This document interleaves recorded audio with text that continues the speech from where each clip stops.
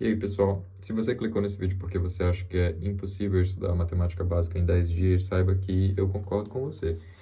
Recentemente eu fiz um vídeo mostrando toda a matemática do ensino médio e aquilo ali realmente é praticamente impossível você estudar em 10 dias. Ahn, a gente demora ali no ensino médio mais ou menos uns 3 anos para aprender tudo aquilo.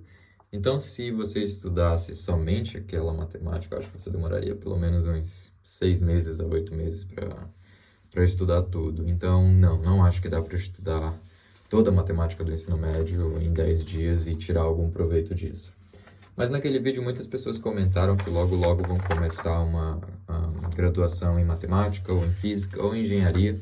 Então eu decidi fazer esse vídeo para mostrar para essas pessoas que vão começar a graduação logo o que elas precisam saber de matemática básica para fazer ali um bom curso de cálculo 1, por exemplo, ou álgebra linear.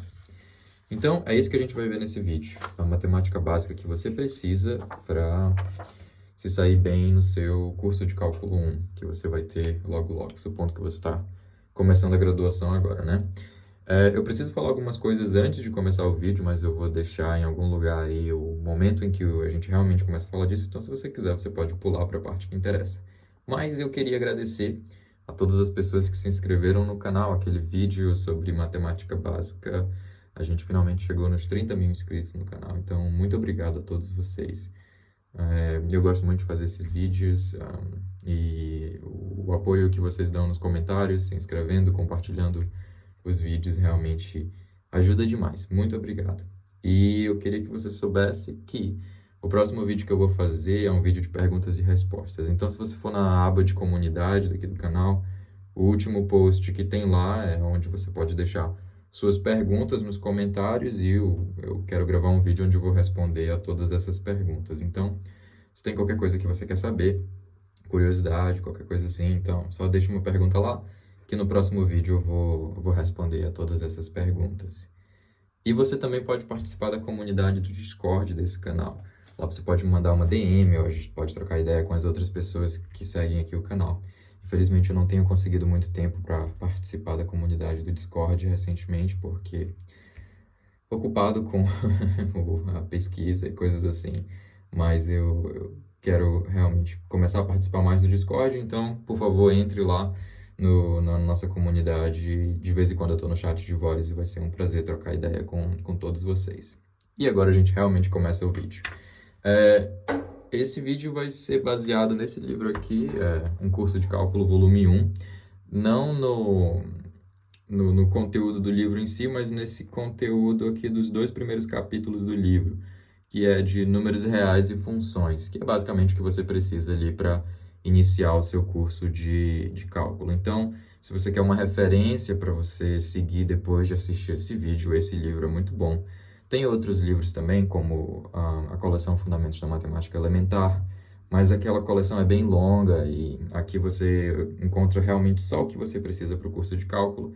Tem também os 2 livros, né, Manual Compacto de Matemática do Ensino Fundamental e do Ensino Médio, mas aqueles livros não têm muitos exercícios. Eu acho que essa aqui provavelmente é uma das melhores referências que você pode ter. Tem livros que são só de pré-cálculo, mas, novamente, o pré-cálculo tem que ser um curso curto, então eu acho que vale mais a pena você olhar uma versão resumida da coisa, mais focada em exercícios e realmente no que você precisa. Então, minha sugestão é pega esses 2 primeiros capítulos aqui do livro do Guido Risi, Um Curso de Cálculo, volume 1. Mesmo que você não use esse livro no seu curso de cálculo 1, esses 2 capítulos vão preparar você muito bem, independente de qual livro você venha a usar no seu curso de cálculo de fato. Então, essa é a minha sugestão. E vamos ao vídeo. Bom, são 10 dias, então vamos começar pelo dia 1. A gente vai dividir o conteúdo em 2 partes. A primeira é álgebra nos números reais.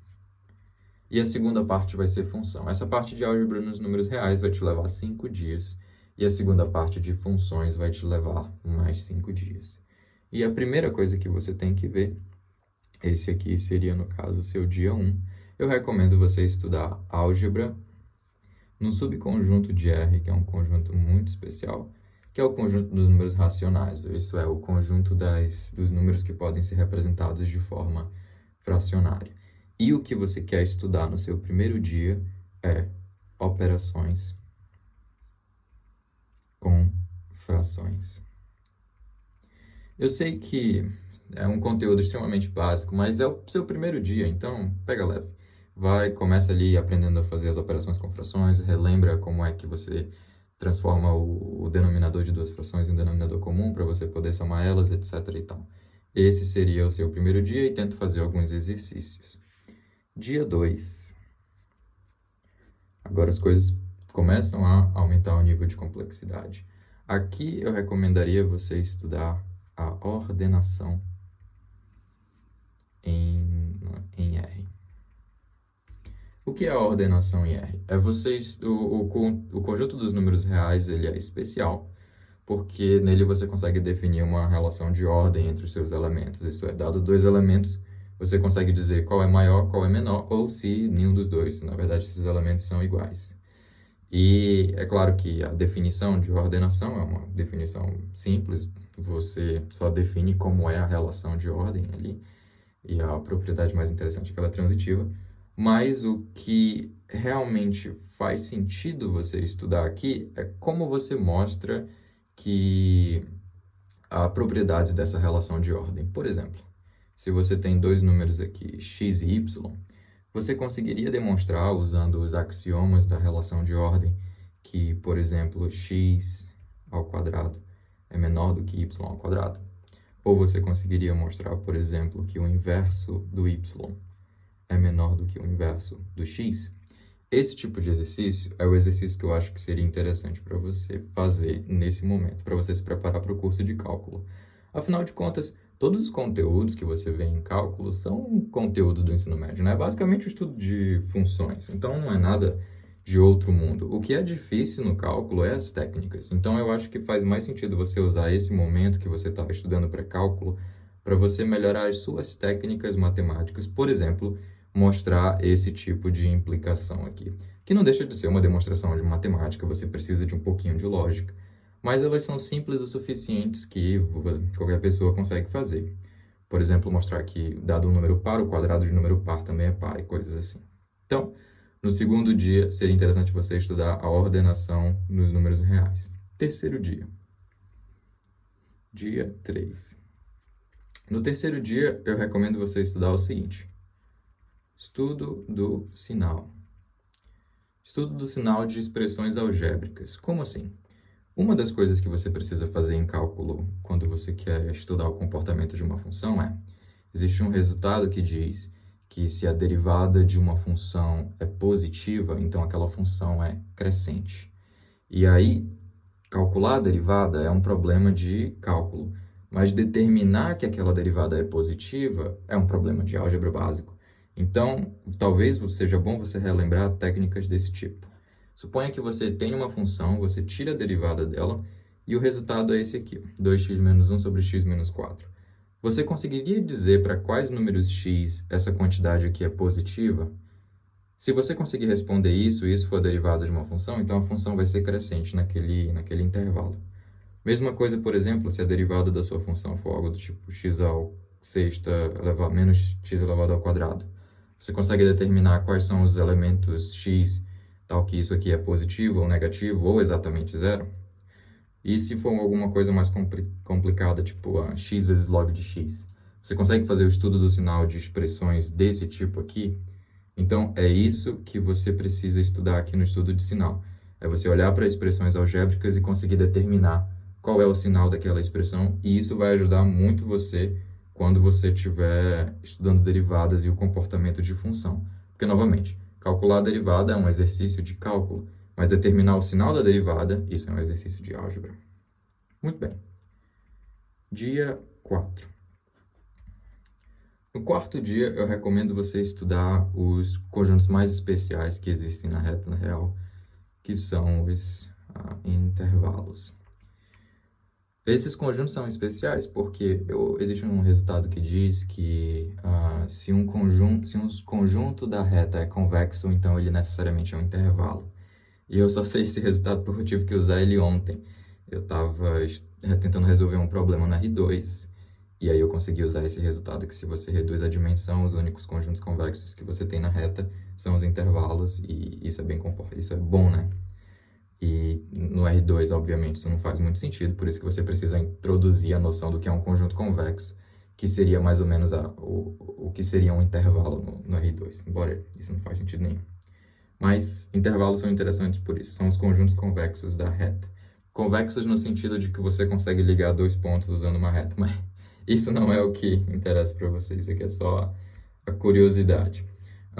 Primeira coisa que você precisa saber de intervalos aqui no quarto dia dos seus estudos é os tipos de intervalos. Então, intervalos abertos, intervalos fechados, semi-aberto, semi-fechado, intervalos parciais que não, né, que começam no número, mas continuam indefinidamente.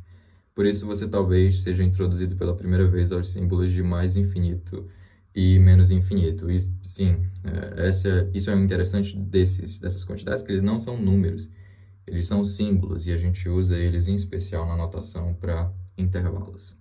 E aí, dois resultados importantes de intervalos que você precisa saber são o teorema dos intervalos encaixantes, que diz que se você tem uma sequência de intervalos assim, tipo A0, B0, que contém o próximo A1, B1, que contém o próximo A2, B2, que contém o próximo e assim por diante indefinidamente, e além disso, o comprimento desses intervalos AN, BN converge para zero, então existe um número alfa, que é um número real, que pertence à interseção de todos esses intervalos AN, BN. Em particular, a propriedade desses seres intervalos fechados é muito importante. Esse é o teorema dos intervalos encaixantes. É muito útil quando você quer provar a existência de um limite, porque a conclusão do teorema justamente é existe. Então, esse é um teorema muito importante para você saber. Outro teorema que você precisa saber, eu vou colocar aqui em cima, porque eu estou ficando sem espaço, é a propriedade arquimediana, que parece bastante simples, mas é muito útil quando você sabe usar ela de maneira própria. Propriedade arquimediana. Basicamente, ela diz que os números naturais estão bem distribuídos sobre os números reais. Isso quer dizer que se você pega um número real positivo e outro número y qualquer, então você sempre consegue obter um número natural. Então, existe um número natural, tal que n vezes x é maior do que y. Independente de qual número y você escolha, você sempre consegue determinar um número natural, tal que aquele número natural multiplicado pelo número positivo vai ser maior do que y. Em particular, se esse número aqui, x, for 1, você consegue dizer que, independente do número real que você escolha, você sempre consegue um número natural maior do que ele. Mas os números reais são infinitos, então você consegue um número real maior do que ele logo após isso. E isso mostra que os números naturais e os números reais caminham meio para o infinito de mãos dadas, mais ou menos assim. E essa propriedade aqui é muito útil porque uma das coisas que você pode fazer é passar o n dividindo aqui para o outro lado, e aí você consegue alguns resultados de convergência usando a propriedade arquimediana. Muito bem, então esse aqui é o seu quarto dia estudando a propriedade dos intervalos. Isso. E vamos para o quinto dia, que é o seu último dia estudando a álgebra dos números reais. No quinto dia, eu recomendo você estudar uma das operações nos reais que provavelmente vai ser mais importante para você, que é o módulo de um real. Ele é definido de uma maneira bem simples, ele é definido assim. O módulo de um número real, x, é definido como o mesmo número se x for maior do que ou igual a zero e menos x se x for menor do que zero. E daí, a partir disso, você consegue derivar algumas propriedades interessantes do módulo. Seria interessante, por exemplo, você entender coisas desse tipo aqui. O que quer dizer a seguinte expressão? O módulo de x menos 3 é menor do que 1. A maneira que a gente entende um módulo, pelo menos a maneira que eu acho mais confortável de vê-lo, o módulo ele determina a distância entre duas coisas. Então, O módulo de x menos 3 seria a distância do número x até o número 3 tem que ser menor do que 1. Ou seja, isso aqui está me perguntando quais são todos os números x tais que a distância deste número para o 3 é estritamente menor do que 1. Por que é interessante a gente entender coisas desse tipo é que uma das principais maneiras de mostrar que duas coisas são iguais quando você está estudando análise real ou matemática um pouco mais avançada é a seguinte. Se para qualquer número natural, se para qualquer n natural você consegue mostrar que, por exemplo, x menos 3, só para manter o mesmo exemplo, é menor do que 1 sobre n, isso implica, então, que x é igual a 3. Então, quando você quer mostrar aqui uma certa igualdade, uma das maneiras de você mostrar essa igualdade é dizendo que, para qualquer número natural que você escolher, a distância daquele número para o 3 é menor do que 1 sobre n. Porque o n você pode tomar tão grande quanto você queira, então essa quantidade vai ficar muito pequena e ela vai ficar indefinidamente tão pequena quanto você desejar. Basta escolher um número n suficientemente grande.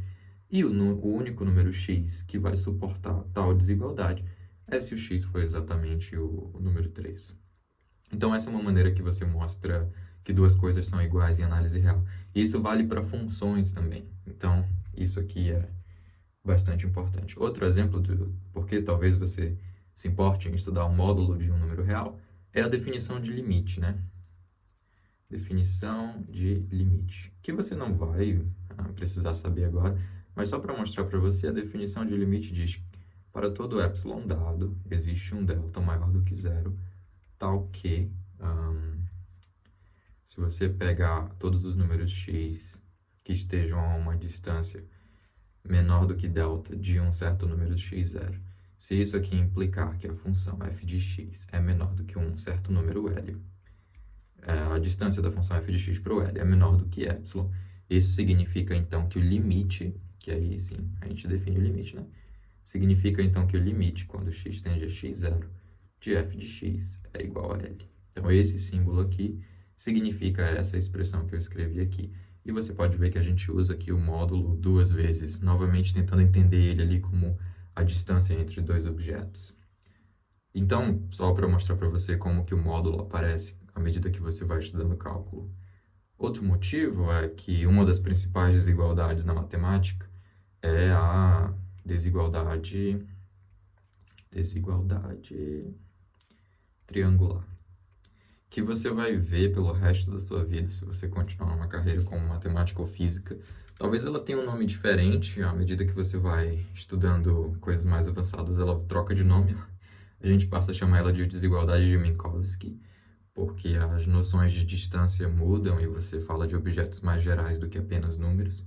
E aí ela tem um nome diferente, que é desigualdade de Minkowski, mas no fim das contas é a desigualdade triangular, como a gente está acostumado. E a desigualdade triangular diz que se você tem dois números, o módulo de x mais y, isso é menor do que ou igual que o módulo de x mais o módulo de y. Basicamente dizendo que a distância do número x mais y para o zero é menor do que a distância do x para o zero mais a distância do y para o zero. E uma das técnicas que usa a desigualdade triangular, que a gente mais usa, especialmente quando a gente está falando de convergência de sequências, é a seguinte: é você adicionar zero na sua desigualdade triangular. Então, se você tem uma quantidade assim, por exemplo, x menos y, uma coisa que você pode fazer é você pode adicionar zero nessa quantidade. Então, fazendo assim, ó, x menos y mais zero, por exemplo. E isso não altera nada, então a gente mantém a igualdade aqui. Mas se você parar para pensar que zero é a mesma coisa que adicionar e subtrair o mesmo número, então a gente pode escrever isso aqui como x menos y mais um certo número z menos o mesmo número z. E esse número z você pode escolher como você quiser. E aí entra a grande sacada, que é você escolher o z que vai justamente resolver o problema que você está interessado. E a partir disso aqui você usa desigualdade triangular, usando, por exemplo, aqui, ó, x menos z, combinando esse com esse, mais z menos y. ou y menos z. No módulo a gente tem essa simetria, né? E aí, se você souber que o x converge para o z e o y também converge para o z, você obtém que isso aqui, sei lá, converge para zero, por exemplo, que é maior do que essa quantidade, então isso implica que o x também converge para o y. Só um exemplo aqui. Usando um pouco de termos técnicos que diz respeito à sequência, mas essa é uma das técnicas que a gente usa quando a gente quer demonstrar certas coisas, é adicionar zero e escolher a quantidade que vai exatamente resolver o nosso problema, claro, dado que a gente sabe alguma propriedade interessante sobre ela. Então, esse é o seu último dia estudando a álgebra dos números reais. E embora eu tenha separado as coisas aqui em 10 dias, eu não separei tempo para exercícios. Eu acho que valeria a pena você, por exemplo, estudar um dia um conteúdo e separar os próximos 2 dias para fazer só exercícios baseados naquele conteúdo. Assim você leva, por exemplo, em vez de 10 dias, 30 dias. Mas pelo menos a sua aderência dos conteúdos vai ser bem maior. Então, embora eu esteja organizando aqui em 10 dias, fica à vontade para trocar isso da maneira que você acha mais confortável para você, até para você conseguir absorver o máximo de conteúdos possíveis. Agora a gente passa para o dia 6. E aqui a gente deixa para trás o estudo dos números reais. E a gente passa a estudar as funções entre esses números. E a gente começa aqui, então, o dia 6 estudando a seguinte coisa. Definição de funções. Isso aqui se encaixaria, por exemplo, no segundo capítulo do Guidorizi que eu mostrei para você, né? O primeiro capítulo teria sido os primeiros 5 dias.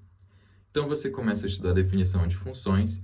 O Guidorizi, por exemplo, define função como uma terna AB, A mapeia para B, que basicamente quer dizer que você tem um conjunto A e um conjunto B, que é o domínio e o contradomínio, e uma relação que relaciona a cada elemento de A um único elemento de B. Ele chama essa terna aqui de função. A maneira que eu entendo função é um pouco diferente, é mais como um subconjunto do R2 com certas propriedades, é uma maneira mais algébrica, mas isso aqui também funciona muito bem. Outra coisa que você deveria estudar no seu segundo dia é o gráfico de funções. Gráfico no sentido da definição da coisa. Por exemplo, o gráfico de uma função ele é um subconjunto do R2, definido como x, f de x, ou seja, o conjunto de pares ordenados, e essa relação aqui a gente chama de f, tal que o x pertence ao domínio. Esse aqui seria o gráfico da função. E aí o que eu sugiro você fazer no seu segundo dia, então, pegar toda a coleção de funções que você conhece, e mais um pouco, e estudar coisas, por exemplo, qual é o domínio da sua função, que eu represento por df ou a, e estudar também qual é o gráfico dessas funções que você conhece. E uma coisinha especial que seria interessante você começar a estudar, eu não lembro exatamente, mas eu acho que o nome é quociente de Newton. Quociente de Newton é exatamente isso aqui, ó. Dado qualquer função, você consegue calcular o quociente de Newton dela, calculando a seguinte fração, f de x mais h menos f de x sobre h, onde esse número h é um número diferente de zero. Então, pega qualquer função que você conhece e vê quanto é que é o resultado dessa expressão. Você vai obter uma expressão que depende tanto de x quanto de h, mas mais para frente, quando você estiver estudando cálculo, quando você tomar aqui o limite quando h tende a zero, isso aqui vai ser exatamente a definição da derivada da sua função. Mas você pode começar a calcular o quociente desde agora. Afinal de contas, você não viu o limite ainda, mas nada impede você de calcular essa parte. Algumas funções que pode ser interessante você calcular esse quociente de Newton desde agora é, por exemplo, uma função constante, f de x igual a c. Para uma função constante, o resultado do quociente de Newton é que ele dá zero. E isso não depende de h, então o limite aqui pouco importa. Isso mostra, então, que a derivada de uma função constante é zero. Outro quociente de Newton que pode ser interessante você calcular é da função identidade, f de x igual a x. E logo você percebe que o quociente de Newton dá 1, independente de qual seja o h aqui. Isso já mostra para você que a derivada da função identidade é 1. E aí, pode ser que você encontre funções mais complicadas, como seno, cosseno, onde você não vai conseguir fazer isso ainda, mas você já começa a ter a noção aqui do que é mais ou menos a derivada de uma função. E esse seria, então, o seu dia 6. Vamos para o 7º dia. Agora seria interessante você dar uma olhada em algumas funções um pouco mais gerais do que as funções que você está acostumado no seu ensino médio. Você viu lá, por exemplo, funções polinomiais, logaritmos exponenciais, etc. Mas a gente pode expandir um pouco mais o seu conceito de funções, por exemplo, estudando funções dadas por partes. A gente está acostumado a ver a definição de a relação que define uma função, como por exemplo assim, f de x igual a x² mais 1. Tudo bem, isso é uma função. Mas você poderia ir um pouco mais além e definir uma função por partes, por exemplo. Você pega a função e quebra o domínio dela em dois e você define ela como duas coisas diferentes em cada parte do domínio. Por exemplo, você pode definir a função como sendo x², se o x for menor do que ou igual a 1, e depois x se o x for maior do que 1. Né? E aí, algumas perguntas que vão surgir eventualmente é, será que essa função é contínua e derivável e etc. São perguntas mais profundas, mas seria interessante, desde agora, você tentar novamente calcular o domínio dessa função, como seria o seu gráfico e como ficaria o quociente de Newton para essa função. Outra função que seria interessante você estudar são as funções racionais. Funções racionais, elas são dadas da seguinte forma: f de x igual a p de x sobre q de x, onde ambos p e q são polinômios. E aí, um dos exemplos mais interessantes é a função 1 sobre x, que você vai ver por muito tempo, especialmente quando você estiver estudando limites no infinito ou limites que tendem para o infinito. Essa função aqui provavelmente vai ser o seu maior exemplo desse tipo de estudo das assíntotas das funções. Então, gastar ali o seu dia 7 estudando esses conceitos de funções que são um pouquinho mais avançados do que você viu no ensino médio seria interessante. Outra coisa que você pode ver no seu dia 7, ainda continuando expandindo seu conhecimento de funções mais generalizadas, é o estudo do gráfico de funções. Então, gráfico de funções. Mas é claro que você já desenhou o gráfico de algumas funções aqui no dia 6, mas agora você pode considerar o gráfico de funções através de transformações, isso é, se você tem uma determinada função, ela tem uma expressão que define ela, você consegue determinar qual é o gráfico dela sem precisar usar uma calculadora gráfica ou sem precisar usar aquela tabelinha onde você plota os números e tal.